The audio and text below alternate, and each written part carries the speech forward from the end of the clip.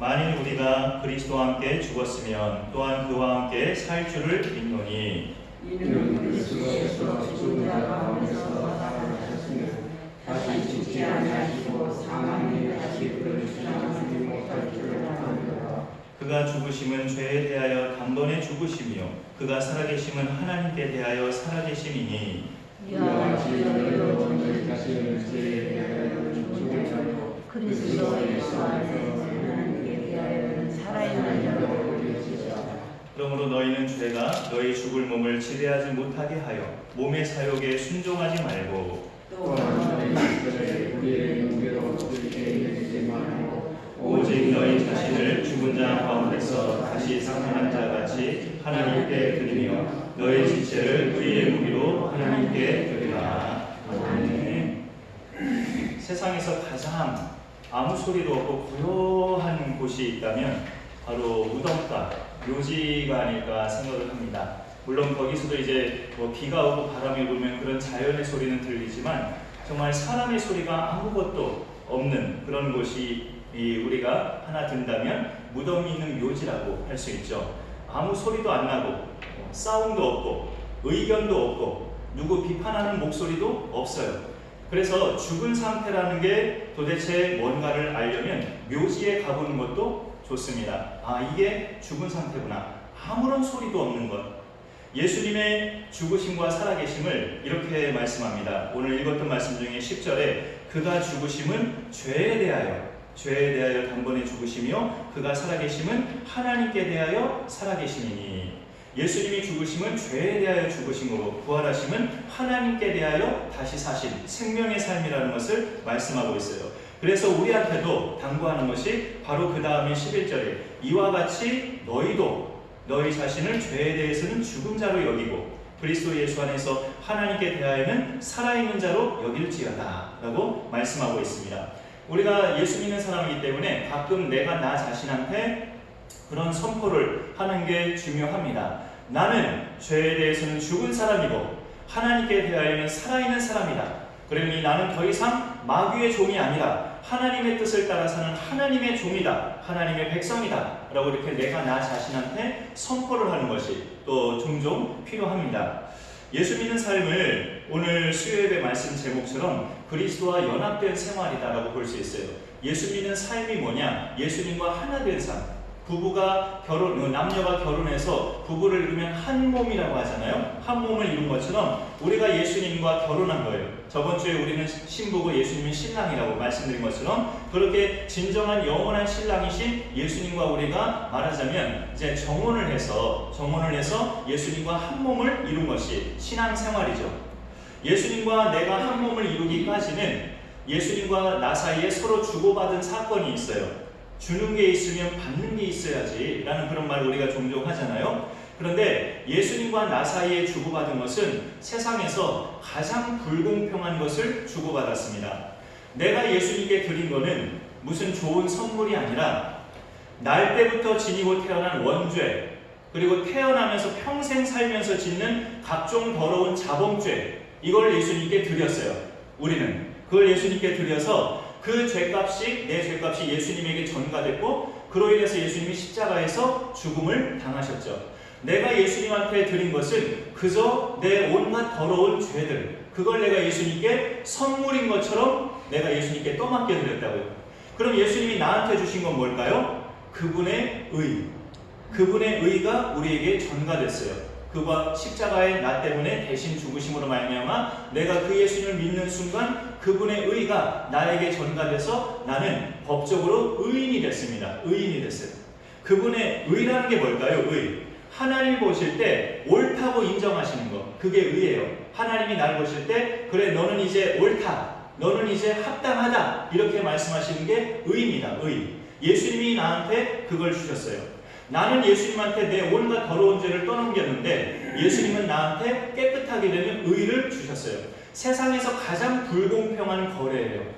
그거는 그만큼 하나님이 우리를 그 정도까지 사랑하신다는 뜻이죠. 그런 불공평한 거래를 하시면서까지 우리를 의인 삼으신 것은 하나님이 그만큼이나 우리를 사랑하신다는 그분의 넓은, 크신, 깊으신 그 사랑을 우리가 말씀처럼 그렇게 깨달아 알 수 있는 것이죠. 그래서 우리가 예수님을 내 죄로 인해 십자가에서 죽으시고 부활하신 나의 구세주라고 믿으면 그분의 의가 그 믿는 순간부터 내게 전가됩니다. 그래서 나는 의의 옷을 입은 사람으로 살아가는 거죠. 내가 내 속사람이 완전히 깨끗해서가 아니라 예수님이 주신 의의 옷을 입었기 때문에 하나님이 보실 때 의인인 거예요. 그렇게 신분상으로 의인이 됐어요. 그걸 이제 그리스도와 내가 하나로 연합한 것이다 라고 오늘 말씀하고 있는 건데, 예수님과 내가 연합하는 순간부터 나는 어떤 사람으로 살아가는 거냐면 죄에 대하여는 죽은 자로, 하나님을 향해서는 산 자로 그렇게 살아가는 겁니다. 죄에 대해서는 이제 더 이상 내가 반응하지 않는 죽은 자로 사는 거고, 하나님을 향해서만 계속 반응하는, 하나님을 향해서 살아있는 자로 사는 거예요. 예수님과 연합한 후부터. 그래서 예수님과 연합한 사건은 대단히 신비한 사건인데요. 우리가 예수님이 십자가에 달려 죽으실 그 2000년 전에 우리는 태어나지도 않았잖아요. 우리가 까마득한 후에 태어난 사람들인데, 그때 예수님이 십자가에서 죽으실 때 나도 같이 죽고, 예수님이 사흘 만에 사망 권세 이기고 부활하셨을 때 나도 같이 사는 그런 거라고 성경은 선언해요. 그게 믿지 않는 사람들은 그게 이루어지지 않은 사건이지만, 아직 예수님을 이제 영접한 사람은 그렇게 된 사건이라고 말을 해요. 2000년 전에 골고다 언덕에서 예수님이 십자가에서 죽으셨을 때 나도 같이 죽었고, 예수님이 다시 사망 권세 이기고 부활하셨을 때 나도 같이 살아난 거라고, 그게 예수님과 내가 연합한 사건이라고 성경은 말씀하십니다. 신비한 사건이죠. 나는 2000년 전에 태어나지도 않았는데, 그러나 내가 예수님을 믿는 순간에는 그렇게 하나님이 선포하신다는 거예요. 너는 그렇게 된 사람이다 이제 하고 그렇게 선포하신다는 거죠. 그런데 우리가 예수님이 죽었을 때 함께 죽었다는 것은 그냥 예수님을 따라서 그냥 같이 예수님이 죽었으니까 나도 죽어야겠네 하고 따라 죽었다는 뜻이라기보다, 예수님이 아까 뭐에 대해서 죽었다고 했죠? 내 죄 때문에. 내 죄 때문에 죽으셨으니까 예수님이 죽으실 때 나도 같이 죽었다는 것은 나도 죄에 대하여 죽었다는 뜻이죠. 예수님이 내 더러운 죄 때문에 죽으셨기 때문에 다른 이유가 아니라, 그렇게 죽으신 예수님과 함께 나도 죽었다는 것은 나도 죄에 대해서 예수님처럼 죽었다는 뜻이에요. 그러니 우리는 이제 다른 말로 한다면 나의 옛사람, 예수님 알기 전의 상태였던 나의 옛사람이 죽은 겁니다. 그걸 이제 또 다른 말로 바꾼다면 내 육의 사람, 우리는 다 육의 사람이 있고 영의 사람이 있죠. 한 사람 한 사람에게 다 육의 모습이 있고 영의 모습이 있어요. 우리가 예수님 믿는 순간 이제 육의 사람은 죽어진 상태라고 믿어야 육의 일을 하지 않습니다. 그걸 안 믿으면 자꾸 육신의 일을 도모하고 육의 것을 쫓아가고 그렇게 살게 되죠. 아무리 교회 다니고 믿어도. 그러니까 나는 내 육의 사람은, 내 옛사람은 이제 죽었다. 예수님과 함께 나의 모든 죄된 몸은 죽었다라고 자꾸 선언해야 육의 사람으로 우리가 살지 않게 돼요. 육의 사람으로 산다는 게 뭘까요? 이거는 세상 사람들이 보기에 지극히 상식적이고 자연스러운 거예요. 누가 날 건드리면 화가 나고 그냥 막 덤비고 싶고, 나에게 뭐라고 하는 사람은 이뻐 보이지가 않고 그냥 괘씸해 보이고, 다른 사람 신경 안 쓰고 내가 하고 싶은 대로 하고, 이 일이 명백하게 죄인데 남들이 다 하니까 나도 아무런 거리낌 없이 따라하고, 성공할 기회가 오면 다른 사람들을 밀어내서라도 기회를 잡고, 힘 있어 보이는 사람한테는 달라붙고 없어 보이는 사람은 무시하고, 삶의 목적 자체가 돈과 명예를 위해서만 사는 사람, 이런 모든 지금 예를 든 것이 육의 사람이에요. 우리는 이 육의 사람이 예수님을 믿음과 함께 죽었다고, 우리는 육의 상태가 죽은 상태라고, 이제 영의 사람인 상태로 우리는 사는 거라고 성경이 말씀합니다. 그러니 우리도 사실 종종 이런 모습이 꿈틀거릴 때도 있잖아요. 누가 날 건드리면 어떻게 가만히 있어요? 화가 나지. 그런데 그런 육의 사람은 너희는 이제 죽은 거라고 말씀하셔요. 그럼 우리가 그렇게 살도록 힘써야 되고, 나는 육의 사람은 죽었어 라고 내 자신한테 자꾸 선포해야 그렇게 살아갈 수 있어요. 그런 믿음의 삶이 우리 가운데 잘 힘써 행해지고 승리를 거둘 수 있기를 간절히 소망합니다. 그것이 이제 바로 옛사람인데, 예수님 알기 전에는 우리 모두도 그렇게 옛사람의 상태로 살았습니다. 그러나 지금은 예수님의 의가 나에게 임했기 때문에 옛사람은 죽은 것이고 우리 육의 사람은 죽어진 거라고 말을 할 수 있어요. 악한 것이 나를 아무리 흔들어도, 마귀가 아무리 나를 시험해도 나는 죄에 대하여 죽은 자니 이제 그런 것에 흔들리지 않는다라는 선언을 자꾸 하면서 그렇게 죄에 대해서 이기면서 우리가 살아갈 수 있어야 합니다. 그게 나를 믿고 그런 선언을 하는 게 아니라 나에게 의를 전가시키신 예수님을 믿고 그런 선언을 하는 거죠. 내가 나를 믿으면 나는 못 믿죠. 난 늘 불안한 상태가 난데, 근데 내 예수님의 의가 나에게 전가됐기 때문에 그건 곧 예수님이 내 안에 계시다는 뜻이에요. 예수님은 전혀 죄에 대해서 꿈틀거리지 않고 요지부동하신 하나님이시기 때문에 예수님 의지하여 나는 죄에 대해서 이제 죽은 자다라고 선포하면 예수님이 도와주셔서 죄를 이기는 사람으로 살아갈 수가 있습니다. 우리가 하나님의 그 의가 예수님 덕분에 나에게 임한 것은 예수님이 부활하심으로 임하셨어요. 예수님이 죽으심으로 내 죄가 예수님께로 건너갔고 예수님이 다시 사심으로 그분의 의가 나에게 임했어요. 그러니까 엄밀하게 구분하면 예수님이 다시 사시기 전까지는 아직 의가 임하지 않은 거죠. 십자가에 피 흘려 죽으신 그 순간에 내 모든 죄는 깨끗하게 씻음받았지만 그분이 다시 살아나신 순간에 그분의 의가 나에게 임한 겁니다. 오늘 본문 말씀이 로마서 6장이지만 성경의 앞장으로 한 장만 넘기셔서 4장 마지막 절을 한번 보실까요? 4장 마지막 절에 지금 설명드린 그게 나와 있습니다. 4장 25절이죠. 로마서 4장 25절 우리 한 목소리로 읽어보겠습니다. 시작. 예수는 우리가 범죄한 것 때문에 내줌이 되고 또한 우리를 의롭다 하시기 위하여 살아나셨느니라. 예수님이 십자가에 죽으신 것은 우리가 범죄한 것 때문에 우리의 각종 죄 때문에 죽으신 거고 그분이 다시 사심은 우리를 의롭다 하기 위해서 다시 사신 것이다. 그러니 예수님이 십자가에서 죽으시는 순간은 내 모든 죄가 그분에게 옮겨진 사건이고 예수님이 다시 부활하신 사건은 그분의 의가 나에게 이제 임하는 사건이죠. 그래서 예수님의 부활이 만약에 없었다면 아무리 죽으셨어도 그분의 의가 나에게 전가되지 않아요. 사망 권세 이기고 부활하셨기 때문에 그분의 의가 나에게 전가돼서 내가 예수님 믿는 순간부터 나에게 전가돼서 나는 의로운 자로 칭함을 받게 된 겁니다. 그런 은혜가 우리가 이제 입은 사람들인데 그런 은혜를 입은 사람은 앞서 말씀드린 육의 사람, 또 옛사람, 또 죄에 대해서 살아있는 그런 모든 것들이 이제 죽어지고 새 사람으로 예수님 안에서 새 사람을 입은 사람들입니다. 그래서 육의 사람과는 반대되는 영의 사람으로 이제 살아가는 것이죠.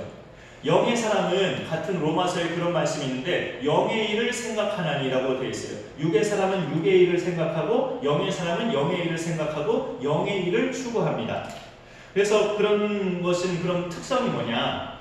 예수님과 같은 성품을 가졌다는 뜻이죠. 영의 사람은 죄인들을 보면 불쌍히 여겨지고 다른 사람들이 다 하찮게 보는 사람을 나는 구원받아야 될 소중한 사람으로 보게 되고 그래서 그를 사랑하게 되고 모든 면에서 내가 더 우월한데도 집안이나 또 공부한 거나 또 돈을 버는 그런 액수나 모든 것이 내가 더 우월한데도 나보다 다 못한 사람을 내가 낮아져서 그를 섬기고 누가 일반적인 사람이 나보다 못하고 나보다 못 배우고 나보다 가난한 사람을 누가 낮아져서 섬겨요. 일반 사람은 안 그러잖아요. 그러나 영의 사람은 내가 누구를 상대하든 간에 이 사람이 전반적인 모든 면에서 나보다 다 낮은 사람인데도 내가 그 사람 앞에서 더 낮아진다고. 그게 영의 사람이에요. 그런 영의 사람으로 예수님이 제자들을 섬긴 것처럼 그렇게 섬기는 사람이 바로 영의 사람입니다. 우리는 예수님과 함께 죄에 대해서 죽고 하나님에 대하여 살아난 사람인데 그런 지금의 삶은 우리는 영의 사람으로 살아가는 거예요. 그런 은혜가 우리 가운데 날마다 부어질 수 있기를 소망합니다. 지난주일에 말씀드렸지만 이런 삶은 한 번 잘 된다고 해서 그 다음 날도 그 이후에 우리가 죽을 때까지 계속 잘 되진 않습니다. 어제는 잘 됐는데 오늘은 안 될 수도 있어요. 그러다가 또 내일은 잘 될 수도 있고 계속 그렇게 오르락내리락 합니다. 이 세상에 사는 동안에는 어제는 잘 참고 그를 사랑했는데 오늘은 또 막 욕이 나오고 한바탕 막 퍼붓고 완전히 망가졌어요. 그런 날들도 수시로 반복된다고요. 그러니 한 번 잘했다고 해서 내가 죽는 날까지 그 뒤부터 계속 잘 되진 않아요. 매일매일 그렇게 우리가 나는 이제 영의 사람입니다. 나는 이제 육은 죽었고 내 옛사람은 죽었고 죄에 대하여 나는 죽었고 하나님에 대하여 나는 산 사람이 나는 영의 사람입니다. 오늘 하루도 내가 영의 사람으로 살게 하여 주옵소서. 매 순간마다 성령님 의지하면서 기도할 때 그렇게 겨우겨우 살아갈 수 있어요. 그런 은혜를 우리가 늘 하나님 앞에 구하며 갈급함으로 그렇게 하나님 앞에 나아갈 수 있기를 간절히 소망합니다. 그래서 신앙생활이라는 것은 우리가 죄와 사망에서 벗어났기 때문에 예수님 안에서 마음껏 자유함을 누리는 것이 신앙생활이지만 또 한편으로는 매번 영적 싸움이 치열하게 있는 것이 또 신앙생활이에요. 예수님 안에서 자유함을 누리면서 평안을 누리는 것이 신앙생활이면서도 죄에 대해서는 늘 싸우고 또 치열하게 이기면서 살아가야 되는 그런 훈련이 또 신앙생활이라고요. 신앙생활은 그렇게 양면성이 있죠. 이 훈련은 나를 내가 새 사람으로 여기는 것에서부터 시작을 합니다. 나는 이제 새 사람이야. 나는 이제 하나님의 사람이야. 내가 스스로 나를 여겨야 돼요. 오늘 다시 6장 본문 말씀으로 와서요. 11절에 보면은 6장 11절에 우리가 아까 교독하면서 읽었죠. 이와 같이 너희도 너희 자신을 죄에 대하여는 죽은 자요 그리스도 예수 안에서 하나님께 대하여는 살아있는 자로 여길지어다. 여기라는 말은 그렇게 생각하라는 거예요. 그렇게 자꾸 생각하라고. 나는 죄에 대해서 죽었고 하나님에 대하여 살아있어. 나는 죄에 대하여 죽었고 하나님에 대하여 산 자야. 자꾸 그렇게 생각하라는 거예요. 그렇게 생각만 한다고 해서 그렇게 사라지나요? 라고 물어보실 수 있지만 우선 그렇게 여기는 것이 중요하다는 거예요. 그렇게 내가 여기는 것이 나는 죄에 대해서 죽었고 하나님께 대해 살아있다. 이렇게 여겨야 그 다음을 할 수 있다는 거죠. 그 다음이 뭡니까? 12절, 13절이에요. 그러므로 너희는 죄가 너희 죽을 몸을 다시 지배하지 못하게 하여 몸의 사욕에 순종하지 말고 또한 너희 지체를 불의의 무기로 죄에게 내주지 말고 오직 너희 자신을 죽은 자 가운데서 다시 살아나신 자 같이 하나님께 드리며 너희 지체를 의의 무기로 하나님께 드리라. 여기 말씀에 계속 나오는 지체는 우리 고린도전서에서 사도 바울이 말한 우리 여러 믿음의 동료들 그 지체가 아니고 우리 몸에 붙어있는 손과 발, 눈, 귀, 입 이 몸의 지체를 말해요. 우리 몸의 지체를 더 이상 불의의 병기로 사용하지 말라는 뜻이죠. 우리가 이제 그 죄에 대해서 죽은 자고 하나님에 대하여 산 자면 당연히 우리 몸뚱이에 붙어있는 손과 발, 눈과 귀, 입도 하나님께 대하여 이제 살아야 되죠. 죄에 대하여 사용되는 지체가 되지 말아야 되는 겁니다.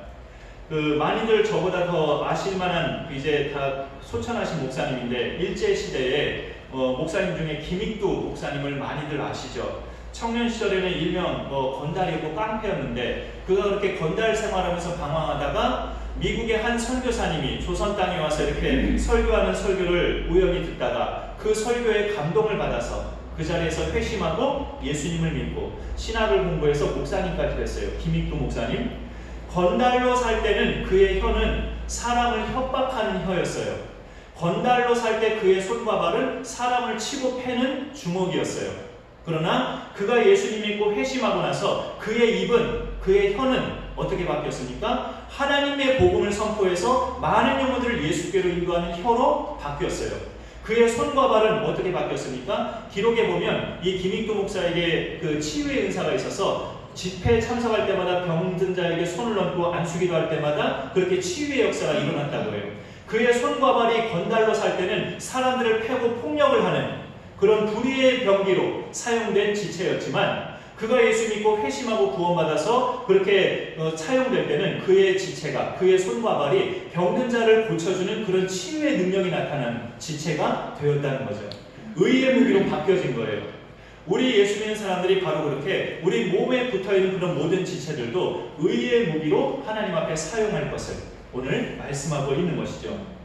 예수 믿는 사람은 이제 몸에 붙어있는 지체들을 악용하지 말고 누구 상처 주거나 누구를 넘어뜨리는 일에 사용하지 말고 반대로 넘어진 사람 일으켜주는 그런 손으로 상처 입은 사람 싸매주는 그런 팔로 불의한 일에 빠져있는 사람을 건져주는 그런 지체로 수개월 동안 교회에 안 나오는 그래서 이제 나오려고 해도 눈치 보여서 불편해서 못 나오고 있는 그런 사람을 사랑으로 끌어주는 그런 지체로 의의 병기로 사용하라고 우리에게 말씀하고 있습니다. 이것이 예수 안에서 하나님께 대하여 산 자의 그런 지체의 그 도구로 활용되는 거죠. 사람들을 세우고 이끌어주고 또 우리의 혀도 예수님의 복음을 전해서 죽어진 영을 살려주는 그런 지체로 사용되는 것이 우리의 지체를 의의 무기로, 의의 병기로 하나님께 드리는 겁니다. 이런 믿음 생활로 우리가 전반적으로 그리스도와의 연합된 예수님과 한몸된 신앙생활이 잘 이루어져서 우리 믿음 생활 가운데 복된 열매 많이 맺어질 수 있기를 간절히 축원합니다. 기도하겠습니다. 하나님 감사합니다. 오늘도 우리에게 말씀해 주셔서 감사드립니다. 오늘도 함께 하신 우리 장로님들, 권사님들, 여러 지체들 또 수요예배 드리면서 하나님 은혜 가운데 저희들을 또 받아주심에 감사드립니다. 우리가 예수님을 믿는 순간부터 예수님과 한몸된 연합된 신앙생활을 해나가고 있는데 그러므로써 성경은 우리의 옛사람은 죽고 새사람으로 우리가 사는 것이고 육의 사람은 죽고 영의 사람으로 사는 것이라고 죄에 대하여는 죽고 하나님을 향하여 사는 사람이라고 성경이 선언하고 있는데 그렇게 살아가는 우리의 믿음 생활이 되게 하여 주옵소서. 특별히 우리 몸에 붙어있는 우리 지체들 눈과 귀와 입과 손과 발 이 모든 우리의 지체들이 하나님의 도구로 정말 영혼들을 살리는 의의 도구로 사용되는 우리 모든 지체들이 되게 하여 주옵소서. 감사드리며 예수님의 이름으로 기도 올려옵나이다. 아멘. 가끔